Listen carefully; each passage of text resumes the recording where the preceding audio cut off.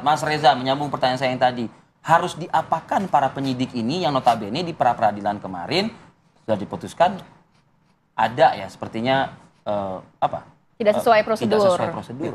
Secara getir, putusan pra-peradilan kemarin akan bisa ditafsirkan oleh citizen dan netizen sebagai penanda betapa Polda Jabar tidak berhasil melakukan mitigasi atas kerja tahun 2016. Jadi tahun 2016 itu dipertanyakan publik. Artinya yang 2024 ini tidak berhasil juga? Tidak berhasil. Jadi situasi yang tidak baik ternyata tidak berhasil diperbaiki. Nah, itu gagal mitigasinya. Padahal kan sudah terpotret oleh Kapolri bahwa penanganan di 2016 ini kan juga kacau balau. Betul kan berarti? 2016 kacau balau, 2024 semestinya dilakukan upaya untuk menyempurnakan. Tetapi sayang beribu sayang, putusan peradilan seperti ini. Sehingga tadi saya katakan bisa dipandang oleh publik Polda Jabar gagal melakukan mitigasi, gagal memperbaiki situasi. Dan apa penyebabnya? Saya lapang dada ketika Pak Arianto dengan rendah hati mengatakan kemungkinan penyidik sembrono. Tapi bagi saya, frasa penyidik sembrono tidak patut dipandang sebagai persoalan individu per individu. Jadi dipandang? Tapi problem sistemik. Institusi. Karena penyidik tidak mungkin bekerja tanpa supervisi. Di situ ada wasidik. Wasidiknya bekerja atau tidak? Di situ ada Direskrimum. Direskrimum melakukan supervisi melekat atau tidak? Bahkan dengan segala hormat, untuk kasus yang sudah menggemparkan macam ini, Kapolri sudah bicara bahwa 2016 ada persoalan saintifik. Kapolda Jawa Barat tidak pernah kunjung menampakkan diri. Ini yang saya khawatirkan sebagai persoalan bahwa bukan masalah individu per individu. Jadi harus ada evaluasi dan audit tapi internal. Sistemik. Karena itu semakin relevan. Saran saya sejak 0 km lakukan dua hal. Terkait pidananya lakukan eksaminasi. Sementara terkait kinerja penyidik silakan cek kompetensi dan integritas mereka yang sifatnya sistemik itu tadi. Oke, Pak Arianto menanggapi pernyataan Mas Reza. Ya, saya sependapat dengan Pak Reza. Tetapi saya ingin menambahkan penjelasan. Pra-peradilan itu kalah itu ada 3 faktor. Dari pengalaman saya selama menjadi penyidik selama 30 tahun. Ya. Pertama kali pra-peradilan bisa kalah apabila penyidik itu sembrono. Contohnya, saya ketika di Ripidum dulu, ada anggota saya yang menyita motor. Satu, karena pemalsuan motor, kemudian satu showroom disita semua sama dia. Saya tegur dia, kamu jangan kayak gitu, kamu kalah nanti kalau di pra-peradilan. Pengawasan jalan itu Pak? Saya larang, tapi anggota saya itu masih nekat, tetap aja. Oke, kalau kamu kayak gitu pasti kamu nanti akan di pra-peradilan dan kamu kalah. Saya ngomong sama advokatnya, pra-peradilan, kalah bener. Nah itu contoh satu Pak, bahwa itu memang burak itu ada yang kayak gitu penyidik. Tapi yang kedua adalah karena begini, penyidik tahu aturan, dia sudah mencoba, tetapi khilaf dia, keliru, ada yang kelewatan lah, sehingga dikalahkan di dalam pra-peradilan. Yang ketiga, penyidik sudah serius merasa dirinya benar, tapi ternyata di pengadilan dia dikalahkan oleh hakim karena hakim berkeyakinan bahwa bukti yang disampaikan oleh kuasa hukumnya itu yang lebih unggul.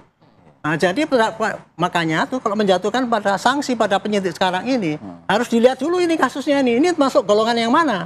Kalau memang yang sembrono, ya kalau perlu dipecat kan gitu kan. Dan kemudian dia didenda dan sebagainya atau dihukum dan sebagainya. Tapi kalau hanya karena khilaf, ini untuk peringatan yang berikutnya supaya kamu lebih hati-hati. Kalau yang 3 ini kita nggak bisa ngapa-ngapain, itu keputusan hakim kan. Tapi kalau kira-kira gitulah. Jadi sanksi yang patut dihukum. Ya. Kalau kasus ini masuknya kemana? Kalau menurut saya masuk yang ketiga.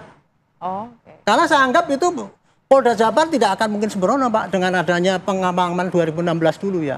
Dia sudah serius gitu. Tapi kemudian ternyata dia masih keliru juga, dianggap keliru ya. Sehingga dia dikalahkan dalam pra-peradilan.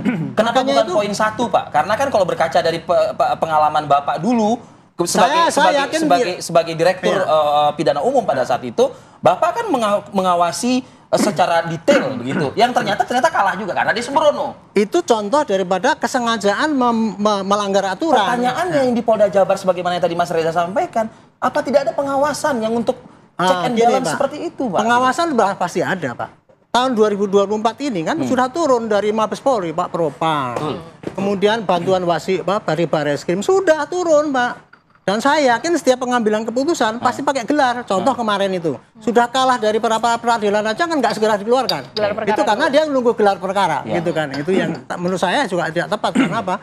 gelar perkaranya terlalu lama. Mestinya begitu dengar dapat itu, kalau dia mau nyari Langsung simpati gelar orang, perkara. langsung gelar perkara, langsung dia sampai itu langsung keluarkan. Faktanya sudah dilakukan secara sistemik ini, Iya. tapi majelis hakim atau Iya, hakim itu tunggal mengatakan tidak. Kan? Saya kira Bahkan kalau ada kesalahan prosedur pemeriksaan. itulah keyakinan hakim yang ada. Kita nggak bisa menolak Pak itu. Kan Pak Kapolri ya menghormati itu kan gitu. Tapi ya saya hanya ingin menyampaikan kesalahan itu pada siapa. Dan kemudian seberapa berat yang harus disampaikan pada kita kan nggak boleh dong. Harus terukur, Pak, ya? Terukur dong gitu. Karena kalau nggak gitu Pak nanti bisa menghancurkan semangat daripada orang-orang yang mau Tapi tadi berbuat Mas baik. Reza sempat menyampaikan- Tapi kemudian dihukum dengan yang tidak Pak Arianto tepat. bahwa Ya. ini bukan hanya individu.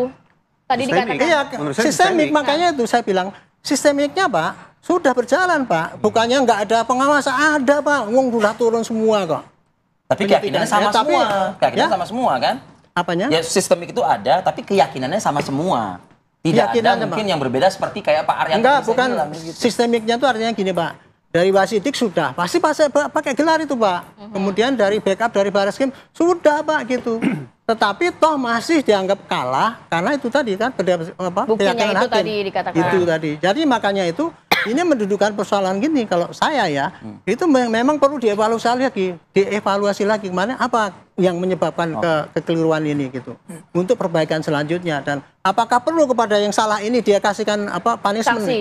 Ah, ya perlu tapi seimbang dengan kesalahan yang terjadi gitu jangan kita lamain kromo Hantam kromo. pecat itu di reskrim begitu kan nggak cocok dan kayak gitu kan Saya rasa juga Mas Reza juga nggak menginginkan itu juga. Enggak, Saya netral loh tadi. Lakukan audit saya nggak investigasi menuduh internal. itu.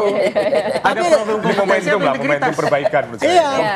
memang perlu evaluasi, tapi ya Momentum gitulah. perbaikan Momentum untuk perbaikan dalam kinerjanya dan dalam persidangan juga. Kan sebetulnya sederhana persoalannya ini. Iya. Mestinya waktu itu tidak buru-buru ya, kejar tayang karena netizen udah segera proses hukum. Bisa jadi kemudian penyidik ditetapkan tidak sepakat tersangka, dengan kan kata buru-buru kejar tayang itu nggak sepakat mungkin gitu. Iya, tapi faktanya ternyata kan diperiksa. Kalau dalam persidangan sebenarnya buktikan saja bahwa ini ditangkap terus diperiksa kemudian baru ditetapkan tersangka. Kan sebetulnya bisa dibuktikan itu. Tapi ini nggak dibuktikan. Makanya perbaikan kenapa persidangannya seperti itu dari Iya. Bitkumnya itu. Tapi perbaikan untuk peradilan juga dalam arti kan 2016 ini bukan hanya pihak kepolisian tapi juga ada jaksa, hakim Ya. yang juga ikut memutuskan begitu kan? Ya ini juga penting buat jaksa, buat hakim, jangan senantiasa mengamini kinerja dari penyidik kan itu kecenderungan kan seperti itu seolah udah barang jadi sehingga tidak ada koreksi dan momentum Prapit juga bagus untuk momentum perbaikan kinerja dari penyidikan sebagai mekanisme kontrol horizontal gitu. Ya. Baik, Prof. Tunggu. Mau fair kan? Saya mau tutup ini. Ya, jangan tutup dulu. Durasinya udah habis Mas Pihak Reza. yang paling memeningkan kepala kita saat ini, Kadung dicap sebagai sosok manipulatif, pembohong, dengan IQ yang nilainya hanya 78. Berbagai macam stigma itu disematkan kepada Peggy Setiawan. Kembali ke putusan Prapet, Ya. poin nomor 7. Memulihkan. Pulihkan harkat martabat manusia ini. Ya.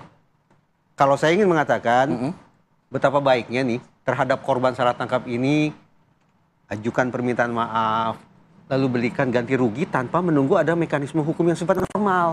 Pendekatan kekeluargaan saja. Oke. Saya bukan termohon, Ya. tapi saya ingin terus terang memulihkan harkat martabat Peggy Setiawan dengan mengatakan begini. Ini serius ya. Pagar garasi saya bocor. Kamar mandi saya lantainya retak. Taman saya berantakan. Kalau Peggy Setiawan cari pekerjaan, mau perbaiki rumah saya, karena dia kuli bangunan, saya buka garasi selebar-lebarnya, silakan renovasi rumah saya. Oke. Ini wujud betapa saya tetap percaya pada orang yang kadung dicap manipulatif dan suka berbohong ini. Baik. Gitu. Terima